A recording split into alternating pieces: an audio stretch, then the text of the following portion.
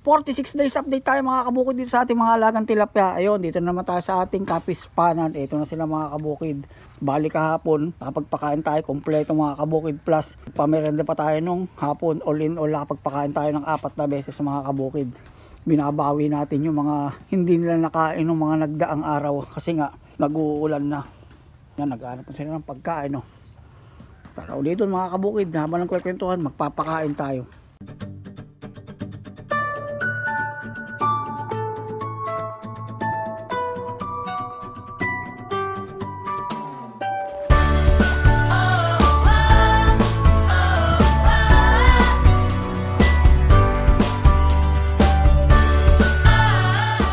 Balik kahapon, dagdag na tayo. Isang punong timba na tayo mga kabukid. Tinimbang ko to kahapon, may higit 7 kilo. Purong starter na tayo. Gutom na sila. Nagpalalim na lang tayo mga kabukid ng tubig natin. Siguro to mga 0.75 na. Gahita na tong tubig natin. Ganun lang ang lalim kasi medyo malalaki na sila. Tapos pag sa sakto 2 buwan mga kabukid, mag-1 metro na tayo ng tubig.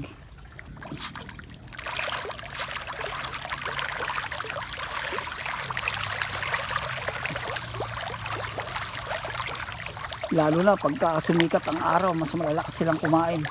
The more na malakas silang kumain mga kabukid, mabilis din ang kanilang paglaki. Kaya pagka mil silang kumain, tamad kumain, mabagal din ang kanilang paglaki.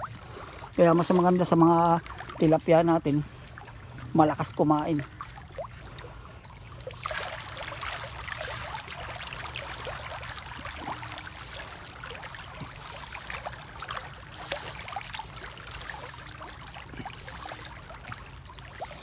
Yung laang, may malakas na tagas na naman laang dito.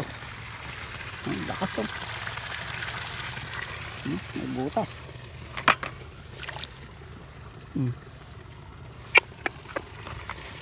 Teknik lang dyan, babarado. Tatapakan lang natin patabukid.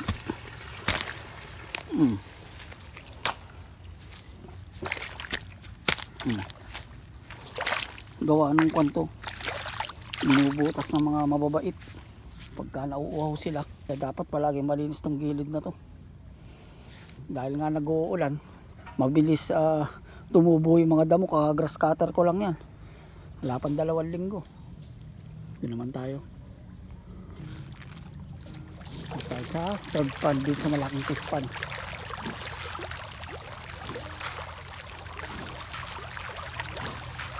Kasi naman kumain.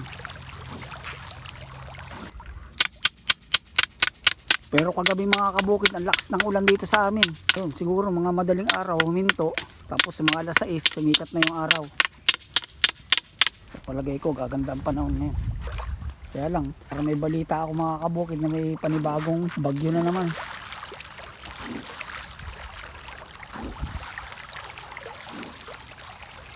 Balik kahapon, nakapagpakain tayo kompleto naman kasi maganda ang panahon. Umaga ngayon mga kabukid, ayan, nakasilip si haring araw.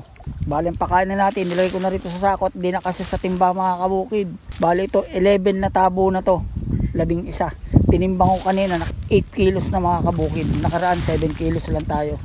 So yun, dito tayo sa port pan, mag-uumpisa ng pakain.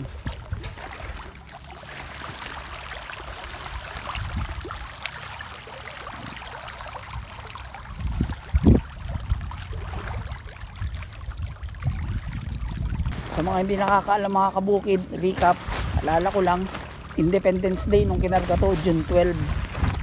Sakto nun, araw ng linggo. Ano na ngayon? July 29 na mga kabukid. Bilis ng panahon. Huling sampling natin, may ganito na.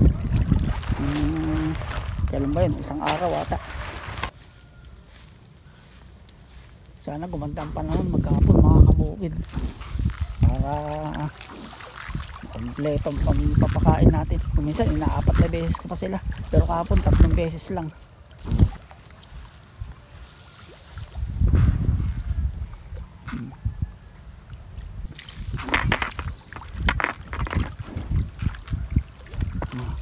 Shining water.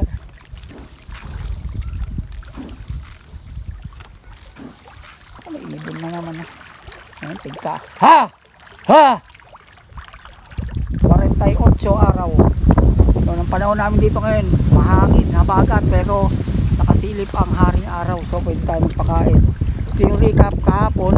Kumpleto naman yung pagpapakain natin sa kanila. Tapos bago ako umalis, pinamerenda ko pa sila. Bali 4 na beses silang pinakain mga kabukid. Ito na sila oh. Bali sa umaga 11 kilos tayo, ayan. Ilagay ko sa sako iba, hindi nakasya rito sa timba mga kabukid oh. 8 kilos yan, 11 na tabo. Pagkatanghalian, medyo magana silang kumain mga kabukid at mainit. Gusto ng tilapia pag mainit ang panahon, pag may araw. June 12 nga pala, Independence Day, kinarga to, 2024. Ano na ngayon, July 30 mga kabukid. May isa't kalahating buwan na nila. Ang target natin mga kabukid is at least sa ikalawang buwan nila, magganyan sila 3 fingers. Kain tayo mga kabukid.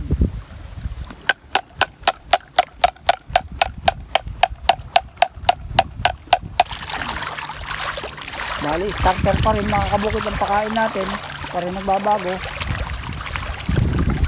Siguro makaka 20 bags pa tayo starter bago mag-grower. Sa mga 2 kalahating buwan na, pwede na tayo mag-grower.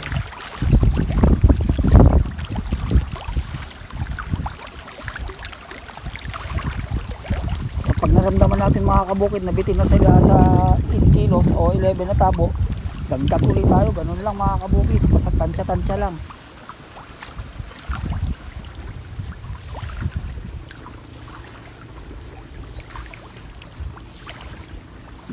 Ubus agad.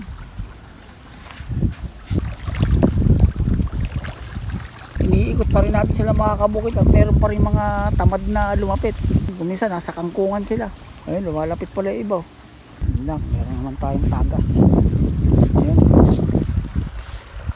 Lakas. Pinutas. Natin. Ito. Ayun. Ano lang ang technique. Sapain mo lang yung lupa.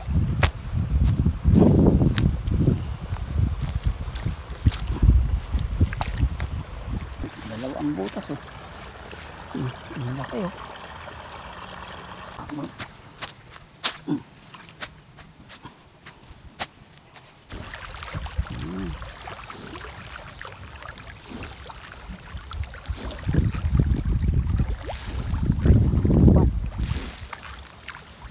Pansin ko itong third pan natin malakas kumain. At saka parang mas malalaki na sila kumpara dito sa first, second, third, fourth.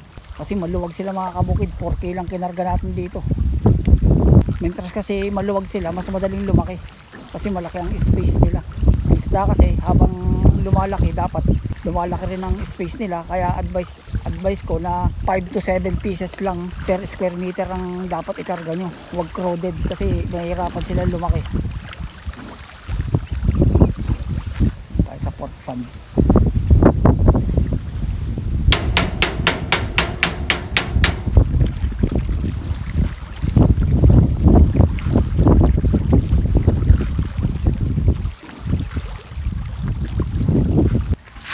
So bitin mga kabukid, yung 11 na timba, hindi pa natin napapakain tong likod ng kubo, itong pinaka pang-anim na pag. So dagdag tayo, mas isang tabo lang. Ito naman 6 pan mga kabukid, napansin ko parang nag dark green yung kulay nila oh, kulay ng tubig oh. Oh, so ang ginawa ko parang medyo lumapot siya kasi walang outlet yan eh. Ginawa ko, nagdagdag ako ng tubig doon, nagpatubig ako sa inlet, nagpalakas ako ng tubig. Ayun. Pero maganda yung tubig niya, greenish.